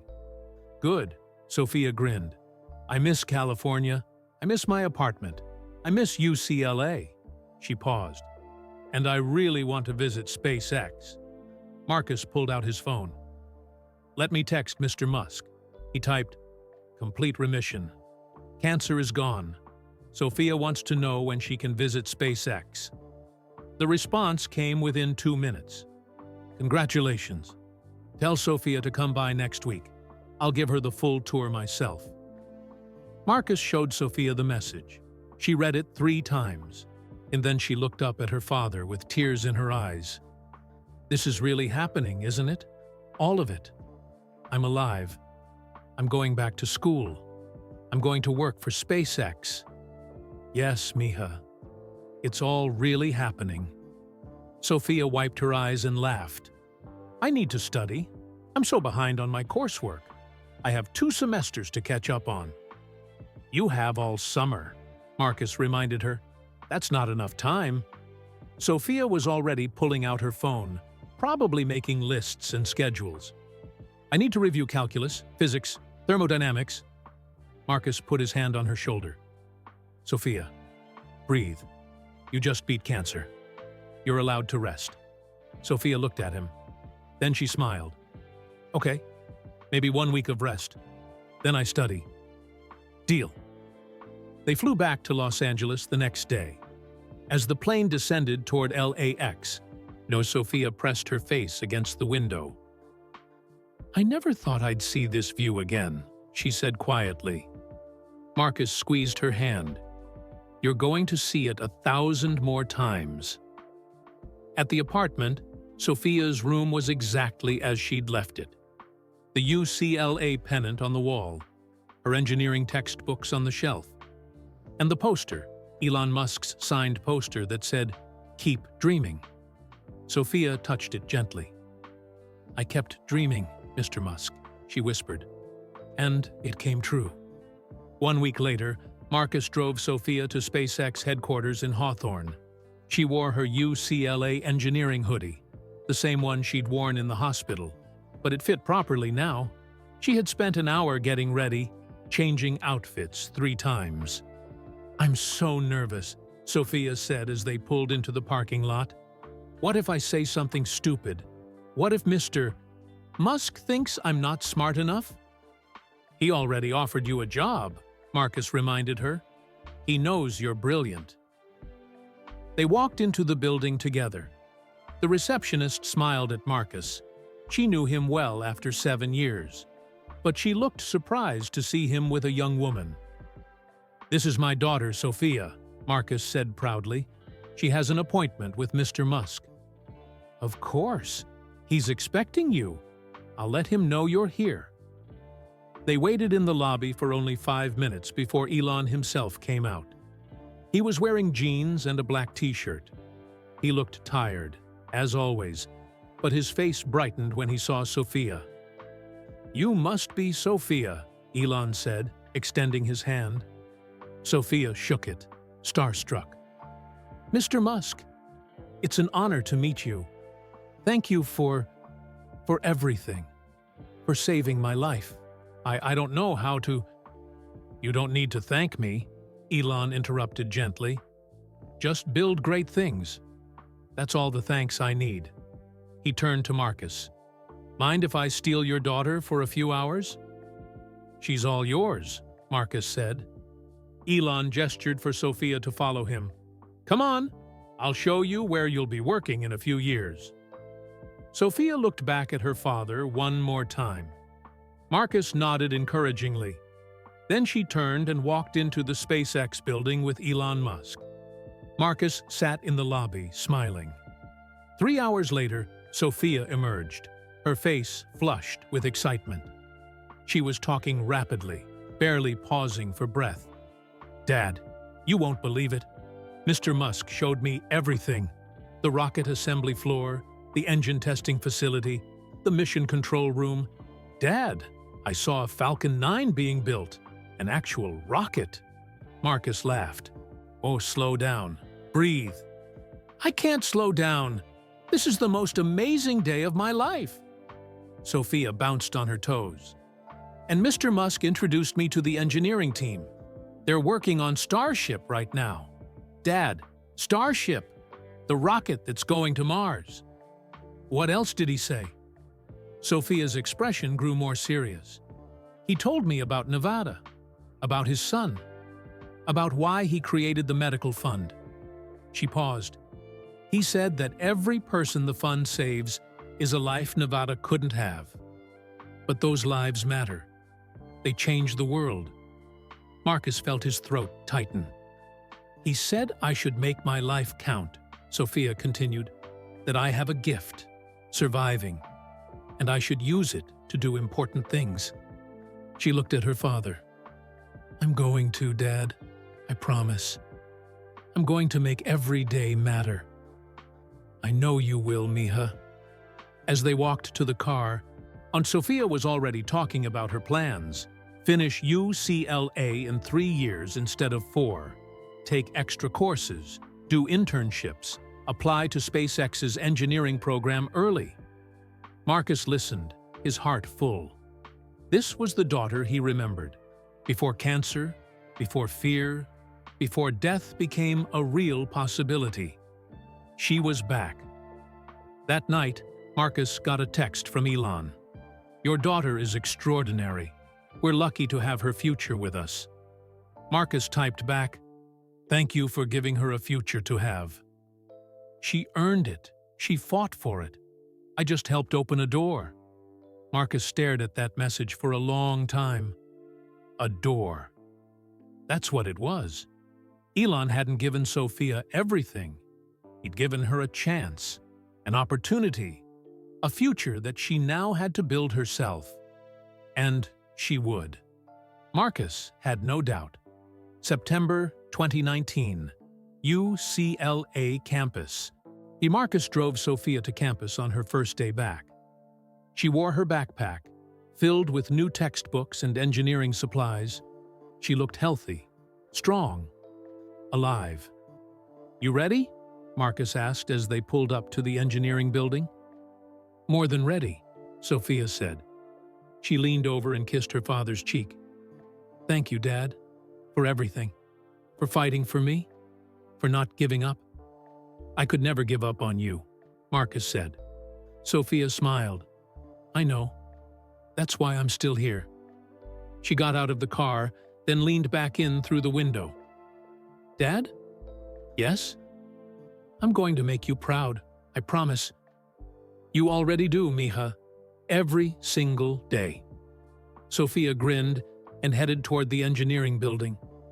Marcus watched her go, walking confidently, head held high, ready to conquer the world. He thought about the night he wrote that desperate letter, on the morning he almost didn't hand it to Elon, the moment he thought he had lost everything. And now, watching Sophia disappear into the building where she would learn to build rockets, Marcus understood something. Sometimes the bravest thing you can do is ask for help. Sometimes miracles require humility. Sometimes survival requires letting go of pride. Marcus drove away from UCLA with a full heart. Sophia was going to be fine. Better than fine. She was going to be extraordinary. And somewhere in heaven, Carmen was watching, proud of their daughter, proud of her survivor, proud of her future rocket scientist. June 2021, UCLA campus, Pauley Pavilion. Marcus sat in the audience wearing his best suit, the same one he'd worn to Sophia's high school graduation, the same one he'd worn to too many hospital appointments. But today was different. And today was celebration. UCLA's graduation ceremony filled the pavilion with thousands of people. Families cheered, cameras flashed. Somewhere in the sea of blue and gold robes was Sophia. Marcus's hands trembled as he held his program. He had read Sophia's name 100 times already. Sophia Maria Rodriguez, Bachelor of Science in Aerospace Engineering, summa cum laude. Summa cum laude. Highest honors. His daughter, the girl who had been dying 3 years ago, was graduating at the top of her class. Proud, Papa? Marcus turned. A woman in her 60s sat next to him, smiling warmly. Very proud, Marcus said, his voice thick. Which one is yours? Sophia Rodriguez, Aerospace Engineering. Oh, wonderful. My grandson is in that department. Is your daughter going into the industry? Marcus smiled. She starts at SpaceX next month. The woman's eyes widened. SpaceX? How impressive! She must be brilliant. She is, Marcus said simply. The ceremony began. One by one, graduates crossed the stage. Marcus watched each name, waiting. His heart pounded. Then he heard it. Sophia Maria Rodriguez, Bachelor of Science in Aerospace Engineering, summa cum laude. Marcus stood up and cheered, louder than anyone else in the pavilion. He didn't care who looked. He didn't care about anything except this moment. Sophia crossed the stage. She had grown her hair back long now, falling past her shoulders. She looked healthy, strong, beautiful. She shook the dean's hand, accepted her diploma, and turned to face the audience. For just a moment, her eyes found Marcus in the crowd. She pointed at him and mouthed, "I did it, Dad." Marcus nodded, tears streaming down his face. "I know, Mija. I know." After the ceremony, Marcus waited outside the pavilion. Graduates poured out in their robes, surrounded by families taking photos. Then he saw her. Sophia ran toward him, actually ran, and threw herself into his arms. Her diploma crumpled between them. "I graduated, Dad. I actually graduated." "You did more than graduate," Marcus said, pulling back to look at her. "Summa cum laude, top of your class." Sophia grinned. "Well, I had extra motivation. Can't let Mr. Musk think he made a bad investment. He didn't, not even close." They took photos. Dozens of them. Sophia in her cap and gown. Sophia with her diploma. Sophia with Marcus, his arm around her shoulders, both of them smiling so wide it hurt. "Your mom would be so proud," Marcus said quietly. Sophia's eyes filled with tears. "I know. I felt her with me today, like she was watching." "She was," Marcus said. "She never stopped." A voice behind them. "Congratulations, graduate." They both turned. Elon Musk stood there, dressed casually in jeans and a SpaceX t-shirt. He was holding a small wrapped box.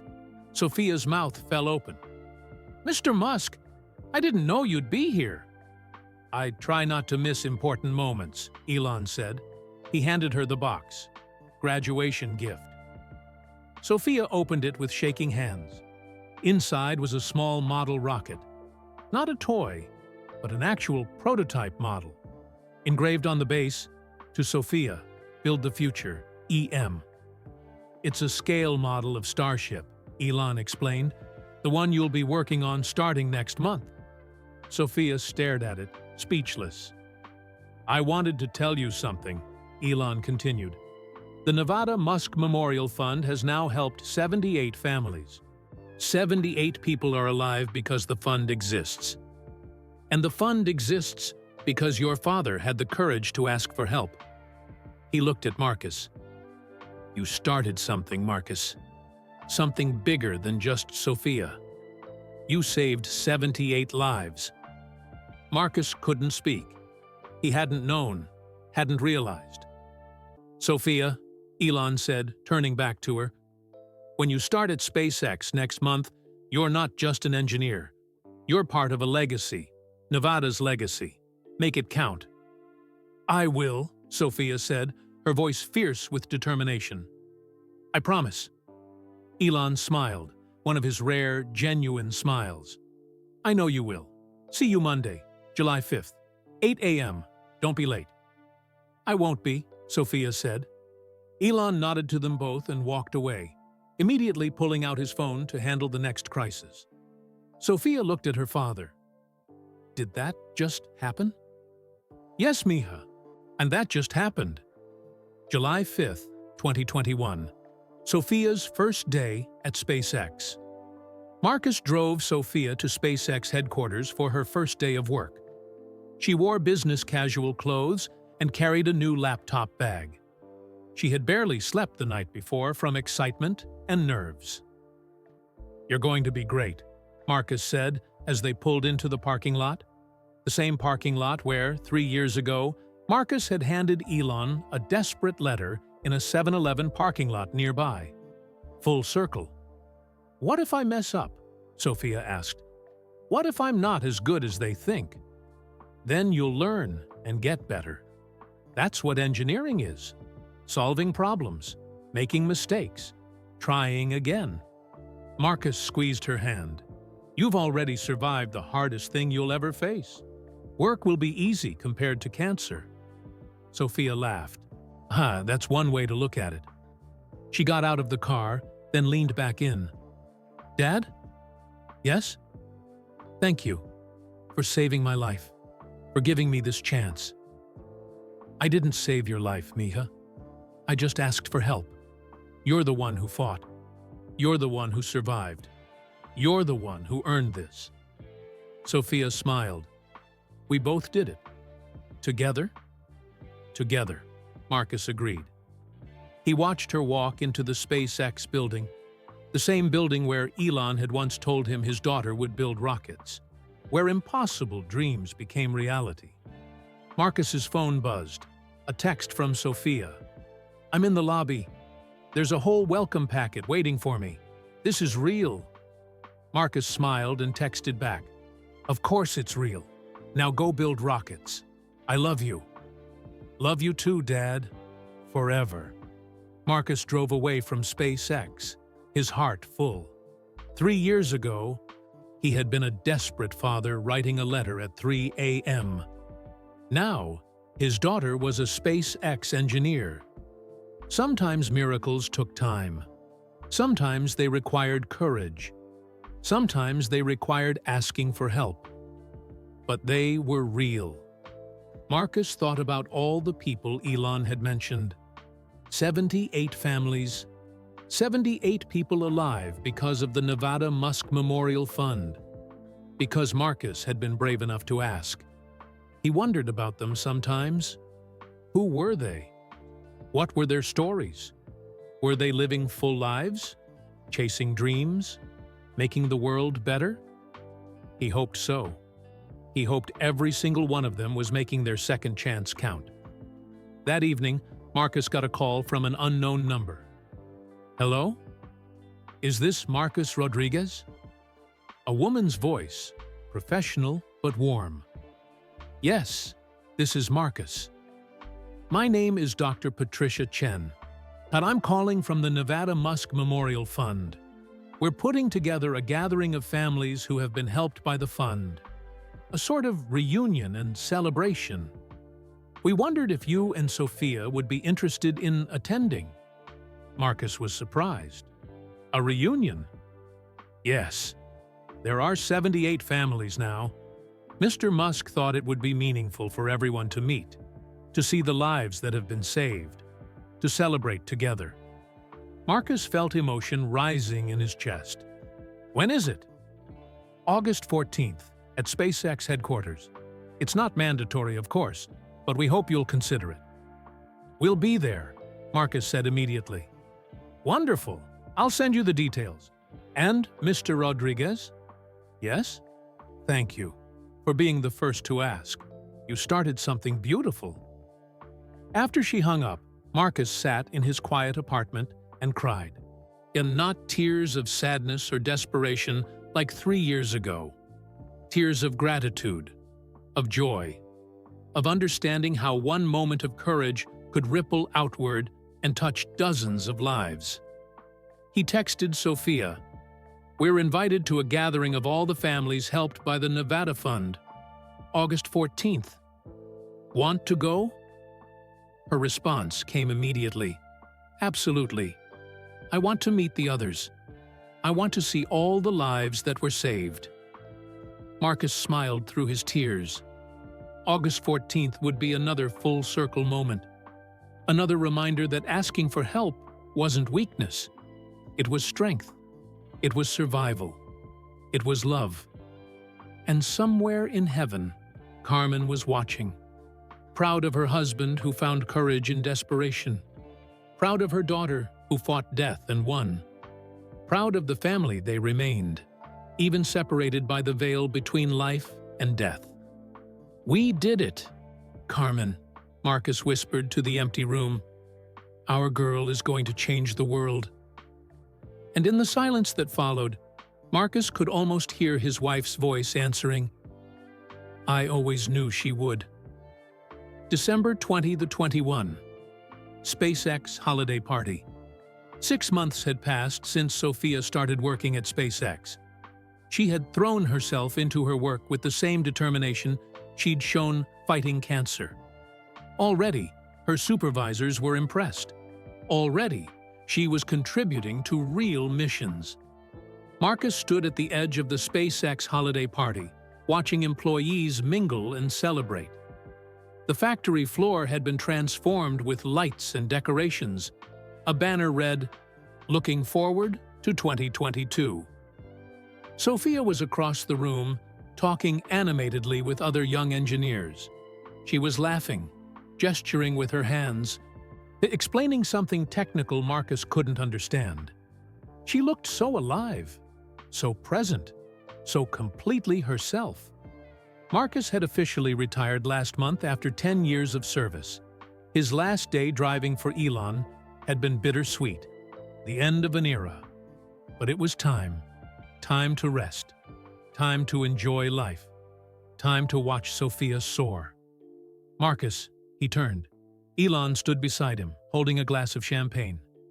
"Mr. Musk," Marcus said, "beautiful party." "Thanks." Elon looked across the room at Sophia. "She's doing well, really well. Her team lead says she's one of the brightest young engineers he's seen in years." Pride swelled in Marcus's chest. "She works hard." "She does?" Elon paused. "Can we talk? Somewhere private?" Marcus's pulse quickened. "Of course." They walked away from the party, into a quiet hallway. Elon led him to a small conference room and closed the door. "I need to tell you something," Elon said. "Something I've been holding on to for 3 years." Marcus sat down slowly. "Okay." Elon remained standing, his hands in his pockets. He looked nervous, an expression Marcus had rarely seen on him. "October 2018, when you gave me that letter in the 7-Eleven parking lot." Marcus nodded. He remembered every detail of that morning. "I already knew about Sophia," Elon said quietly. "I'd known for 3 weeks." Marcus froze. "What?" "Remember earlier that month, September 25th? You picked me up, and I asked if everything was okay. You said yes, but I saw medical bills on your passenger seat. Sophia's name was on them." Marcus's mind raced back. He remembered that morning. The bills had been sitting there. He'd been so distracted, he hadn't even thought about it. "I photographed them with my phone while you weren't looking," Elon continued. "That evening, I had my assistant research everything: Sophia's diagnosis, her treatment timeline, the experimental therapy, the insurance denials, the cost." Marcus couldn't speak, couldn't breathe. "I knew everything 3 weeks before you gave me that letter," Elon said. "But," Marcus's voice was hoarse, "why didn't you just help immediately? Why make me ask?" Elon sat down across from Marcus. "Because you needed to ask." "I don't understand." "Marcus, I've learned something over the years. Elon leaned forward. People need to maintain their dignity. If I had just swooped in without you asking, just showed up one day and said, "Hey, and I'm paying for everything," how would you have felt? Marcus thought about it. Honestly, thought about it. Like a charity case, he admitted quietly. Like I failed. Exactly. You needed to make the choice to reach out. You needed to fight for your daughter in your own way first. You needed to be the one who took action, who showed courage, who asked for help. Elon's voice was intense. That matters. That preserves dignity. That makes you the hero of your own story, not the victim in mine. Marcus felt tears burning in his eyes. Plus, Elon added, I needed those 24 hours to set up the medical fund structure properly. I'd been thinking about creating it for years, Nevada's legacy, but I'm terrible at implementation. I'm good at ideas, bad at follow-through on things that aren't rockets or cars. He smiled slightly. You gave me the push I needed. You handed me that letter, and suddenly I had a deadline. A reason to actually create the fund instead of just thinking about it. So the fund didn't exist before? Marcus asked. Not officially. It was just an idea in my head. But that night, after you gave me the letter, I stayed up until 4 a.m. with lawyers and accountants, getting it all structured. The Nevada Alexander Musk Memorial Fund became real because of you. Elon stood and walked to the window overlooking the factory floor. That fund has now helped 93 families, he said. 93 people are alive because you had the courage to hand me a letter in a parking lot. Because you gave me the catalyst to turn an idea into reality. Marcus couldn't speak. The weight of what Elon was saying was too much. You didn't just save Sophia, Elon continued. You saved 93 people, children, parents, people with dreams and futures and potential. They're all alive because you asked for help. He turned back to Marcus. So, thank you for asking, for giving me the push I needed, for starting something that will keep saving lives long after both of us are gone. Marcus wiped his eyes. I had no idea. I know. That's why I'm telling you now. Elon sat back down. You've spent 3 years thinking you were saved by my generosity. But the truth is, we saved each other. You gave me a way to honor Nevada, a way to turn my grief into something meaningful. The room was quiet, except for the distant sounds of the party. Can I ask you something? Marcus said. Oh, anything. When you saw those bills on my passenger seat in September, did you know I would eventually ask? Elon smiled. No, I hoped, but I wasn't sure. You're proud, Marcus. Stubborn. I thought you might suffer in silence until it was too late. He paused. That's why I kept asking if you were okay. I was trying to give you openings, trying to make it easier for you to tell me. And when I kept saying I was fine, I almost intervened anyway. But I wanted to give you the chance to ask, to maintain your agency, your dignity. Elon's expression grew serious. But if you hadn't asked by Halloween, I was going to step in regardless. I wasn't going to let Sophia die because of pride. Marcus felt something break open in his chest. Relief, gratitude, understanding. You were protecting me, he said softly. Even while saving Sophia, you were protecting my dignity. Yes, Elon said simply. Because dignity matters, especially for men like you. Men who've served, men who've suffered, men who've always been the ones helping others. He leaned forward. You needed to be able to look at yourself in the mirror and know you fought for your daughter, that you didn't just passively receive charity, that you took action. Marcus nodded. It was true. If Elon had just paid for everything without asking, Marcus would have felt diminished somehow, lesser. But because he had asked, because he had found the courage to hand over that letter, he could look back with pride. He had fought for Sophia. He had done everything possible. He had put aside his pride when it mattered most. That was strength, not weakness. "There's one more thing," Elon said. "Yes?" "Next month, the fund is launching a program to train people on recognizing when employees need help. HR departments, managers, team leads. Teaching them to watch for signs, to ask better questions, to make resources available before people reach crisis point." He pulled out a folder and slid it across the table. "We want to call it the Rodriguez Initiative, named after you, because you showed us what courage looks like, what asking for help looks like, and we want to honor that." Marcus opened the folder. Inside was a proposal for a comprehensive employee assistance program, training materials, resources, all designed to help people before they reached desperation. His name was on the cover. The Marcus Rodriguez Initiative. Dignity in asking for help. Marcus couldn't find words. "You don't have to decide now," Elon said. But I wanted you to know. Your moment of vulnerability is going to help thousands of people. Maybe tens of thousands.